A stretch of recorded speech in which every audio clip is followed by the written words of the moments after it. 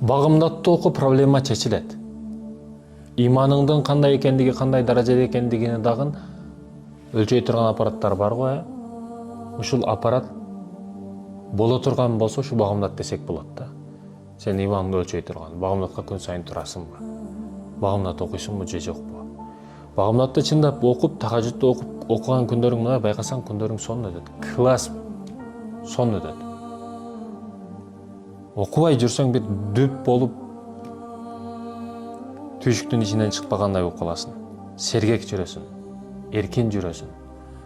Бир карзы жок адамдай же карзынын төлөп желкесинен оодарылган адамдай эркин жүрөсүң эгерде сен багымдат менен жүрсөң. Бардык жамандыктардан тосот. Бардык жамандыктар бизге кесеп кетерди алып келет. Бардык жамандыктардан тосо турган намаз болсо, намазга аракет кыл. Ошондон соң эч кандай кыйынчылык келбейт.